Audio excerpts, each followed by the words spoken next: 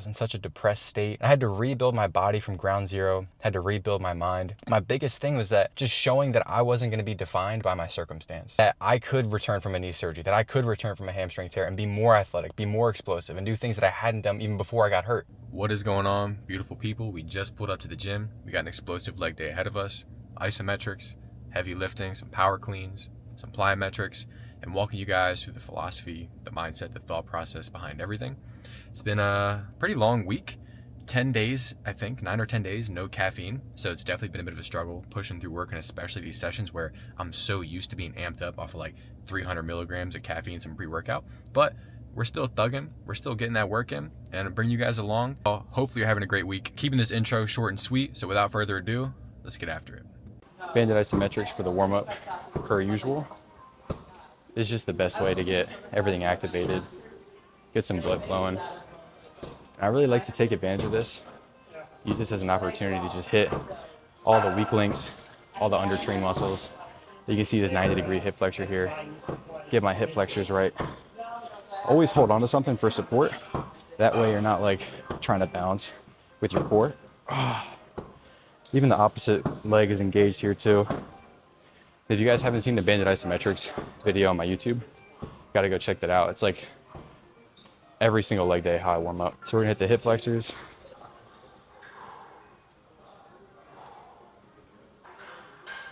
One of the first days that my client Chris really started implementing these 90-degree hip flexors and like this adductor work here you guys see now, immediately texted me, he's like, bro, never felt my hip flexors this sore in my life.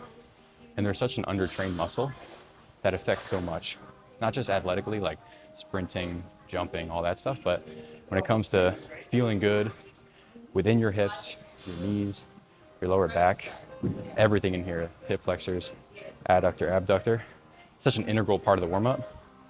And it was one of the biggest ways that I was able to get back to 100% after knee surgery. We'll hit this abductor now. This is another weak point for me. So it's a great opportunity to prime the body and reinforce your foundation before the horsepower work. I'm not gonna bore you guys with the whole routine, but if you haven't seen the video, it's on my channel. You should totally implement it before all of your leg days if you haven't seen it yet. Once we get the banded isos, get some light activation with the pogos. We wanna be like bouncing off the ground, increasing the height. And since we're not just gonna be sprinting or jumping, we're gonna be doing some power cleans. We wanna prime our body for force absorption. Everyone wants to produce force, but before you can produce force, teach your body to absorb it. With these snap downs, as well as these split drops.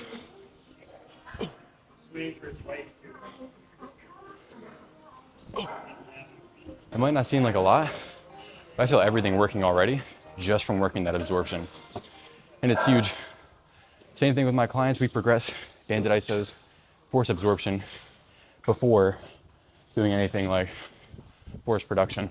You know, the crazy part is if you try to tell my younger self that stuff like this is what really creates an athletic, pain-free body, I wouldn't have believed you. I would have just kept doing my static stretching, would have kept lifting heavy, jumping, without learning what really builds the foundation, because being able to do this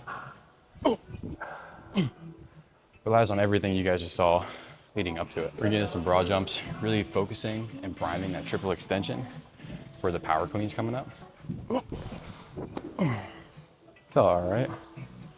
See if we can get a little bit further. I think my senior year of high school, I jumped like just over 10 feet. My goal right now is to get somewhere around 11. I don't know where I'm at.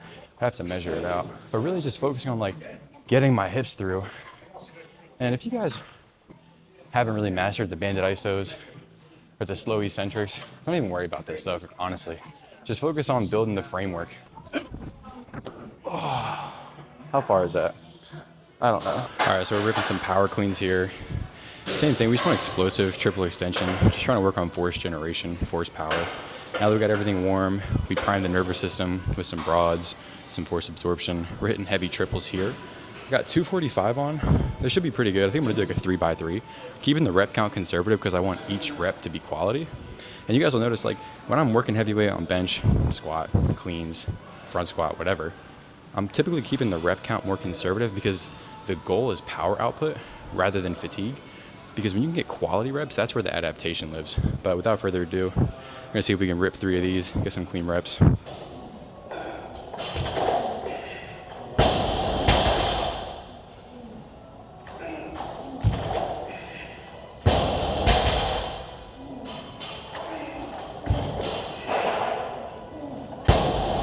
I felt pretty good.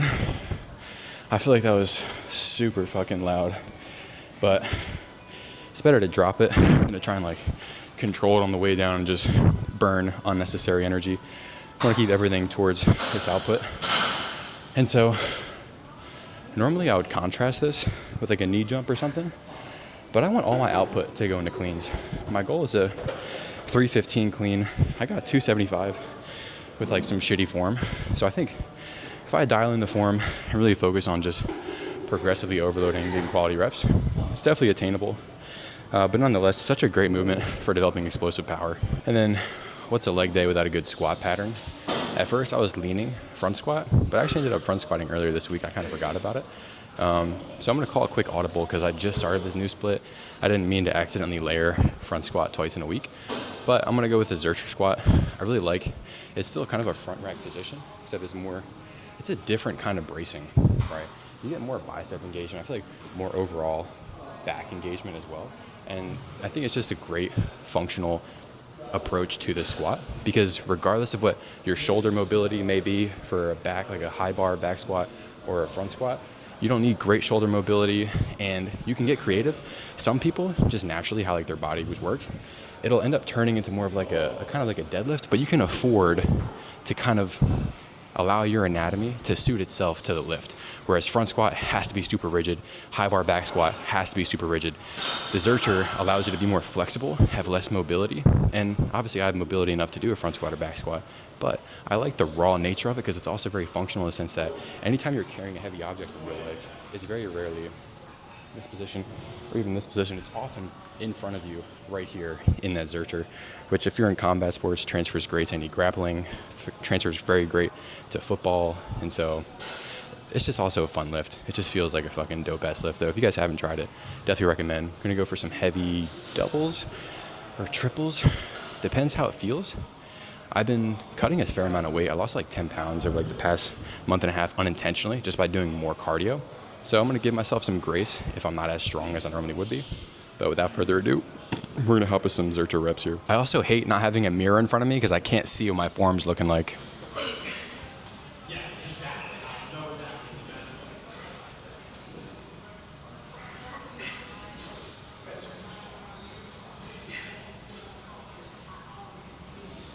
Hopefully you guys are able to catch that.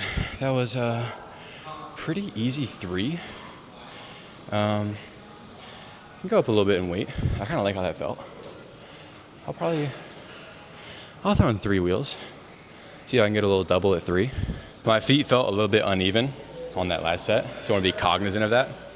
But fuck it, bro. Let's rip some heavy ass weight.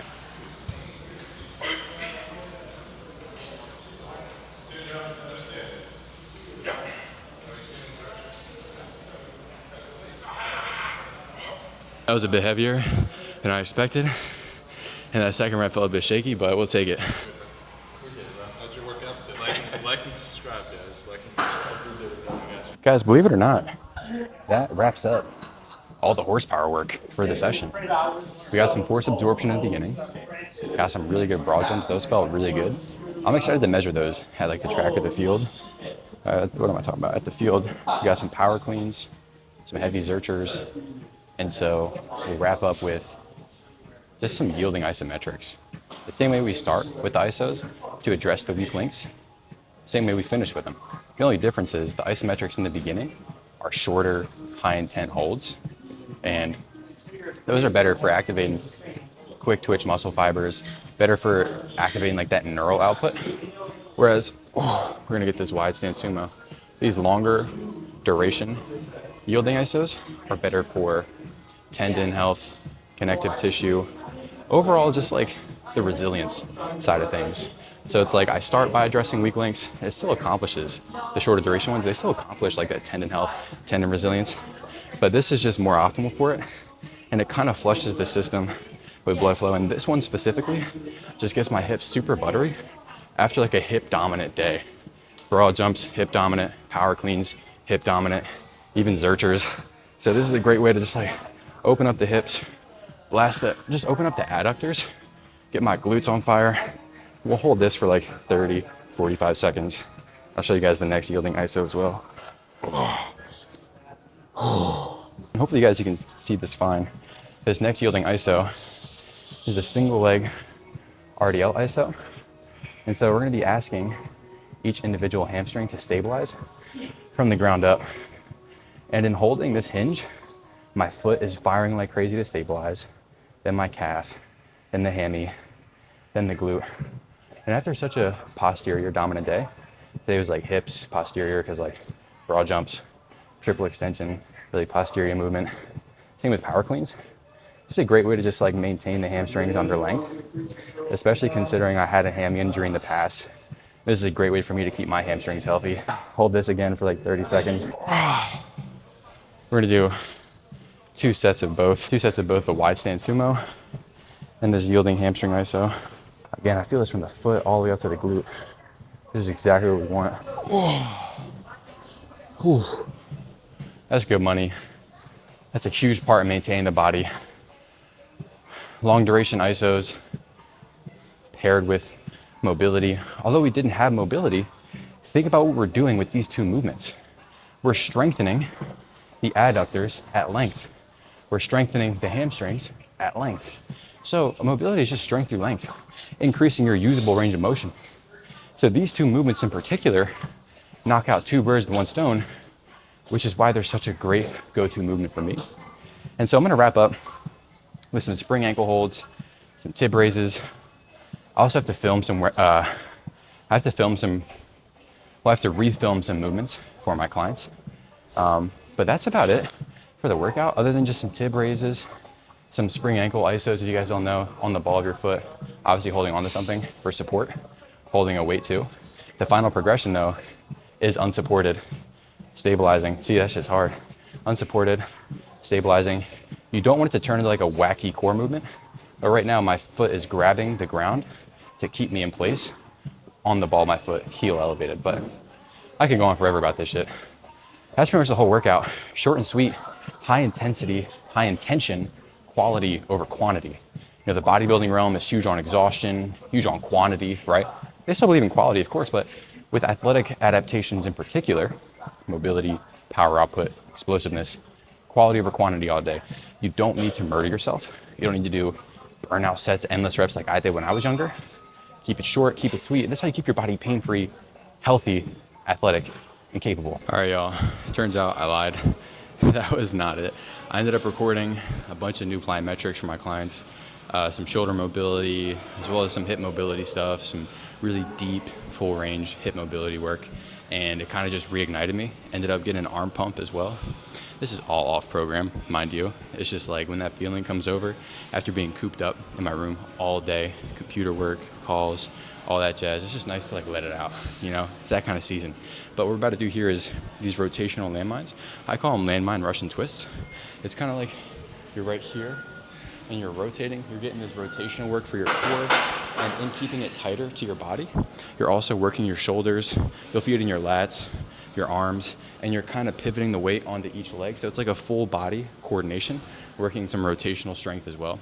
Really good for the core, really good for the entire trunk, as well as just full body coordination. Because think about like everything, like whether it's like throwing an object or throwing a punch or just like anything, like there's so much rotational demand in our day-to-day lives, like picking stuff up, whatever. It's really good to train in this rotational plane like this. This is a super easy beginner-friendly way to train rotation compared to like a coil press if you guys follow me on Instagram. So have some solid amount of weight on here. You don't need to go heavy. Focus on the form first, but I'll show you guys here what it looks like.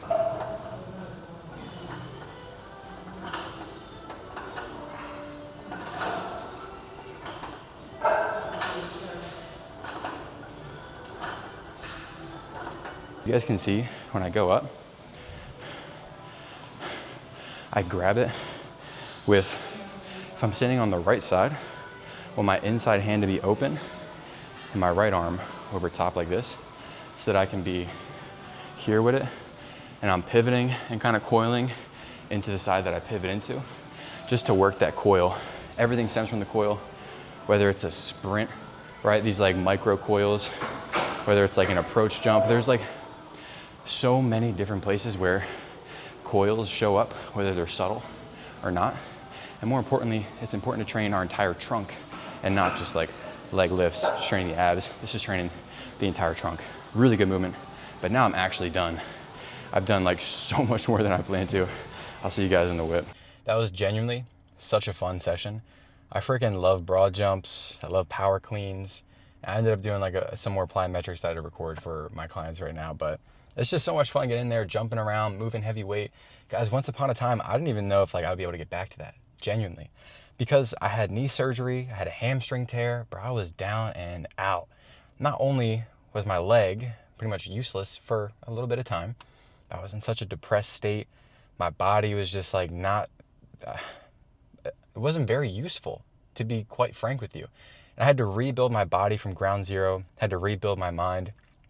My biggest thing was that just showing that I wasn't going to be defined by my circumstance, that I could return from a knee surgery, that I could return from a hamstring tear and be more athletic, be more explosive, and do things that I hadn't done even before I got hurt.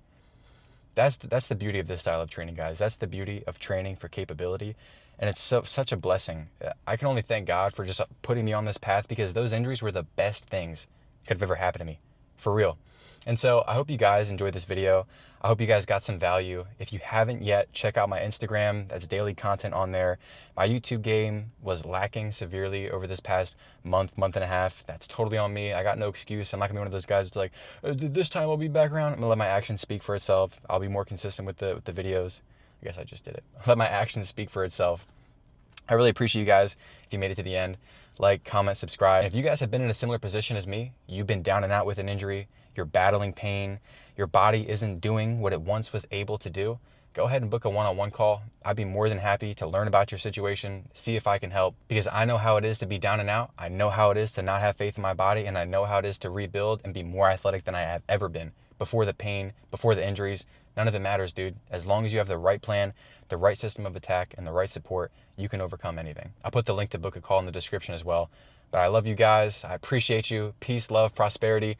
Stay safe with all this fucking wildfire madness. If you guys are up in this northeast region of the US or even in Canada, I'll see you guys in the next one. Peace.